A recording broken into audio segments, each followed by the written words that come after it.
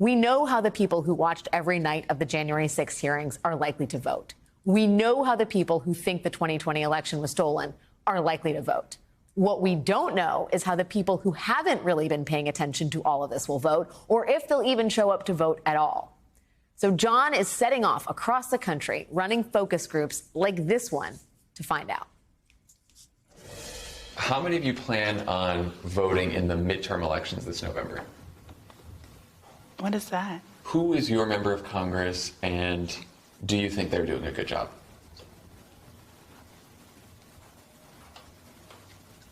I don't know anyone in Congress. Yeah. Okay, that's totally fine. Does anyone know who their member of Congress is? No. Okay. That's okay.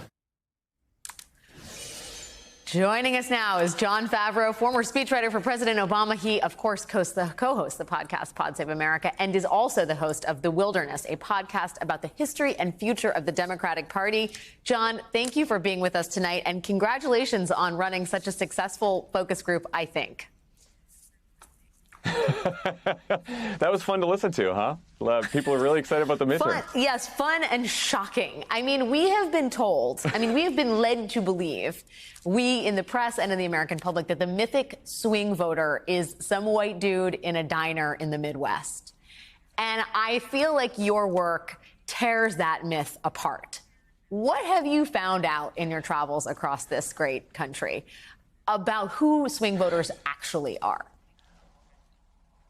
Yeah, so that's one of the reasons that I did this series is because, the 81 million people that showed up to vote against Donald Trump in 2020, a very small percentage of them, as you mentioned, actually follow the news closely. Most people who actually vote don't have a preformed political opinion. They're not super ideological. They're not super partisan. They just show up on Election Day and they pick between two candidates. So I wanted to talk to some of these people. And I talked to black voters in Atlanta. I talked to working class Latino voters in Las Vegas. I talked to disengaged Democrats in Pittsburgh. That group was young voters in Orange County. Katie Porter is actually their member of Congress.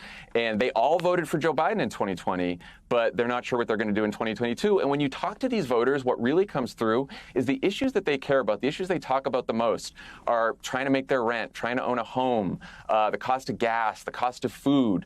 They all talked about abortion. That came up a lot because all of these focus groups were in the wake of the Dobbs decision. Some of these voters talked about gun violence. So they talk about a whole series of issues, but issues that really affect their lives. And I ask all these groups, what issues does the media cover too much and politicians talk about too much, and what issues do they not talk about enough? And almost every group said January 6th, elections, politics, that all gets talked about way too much by politicians in the media, and no one's talking enough about housing, rent, food costs. So they feel disconnected from politics because they don't think politicians are speaking about the issues that matter most to them.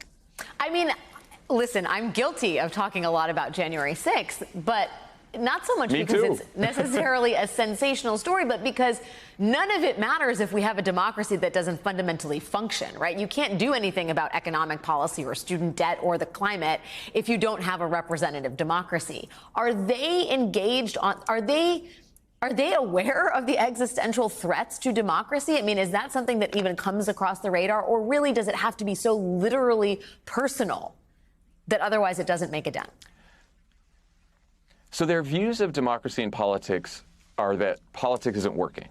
Now, when I ask for views about the Republican Party, they do think that the Republicans are pretty extreme, but they don't necessarily see the existential threat to democracy because they're not listening to my podcast. They're not watching cable, right? And so I do think if Democrats want people to join in the project of saving democracy, they have to prove to people that democracy is worth saving. And to do that, you have to show that democracy can actually deliver in ways that tangibly improve people's lives. And I think that's where the disconnect is. And so, I tweeted about these focus groups and everyone gets very frustrated. They're like, forget these voters. Let's focus on registering new voters. Well, you had just had Stacey Abrams on. The work of registering new voters is talking to people just like this, people who don't pay much attention to politics, happen to be more moderate, they're younger, they're more likely to be people of color.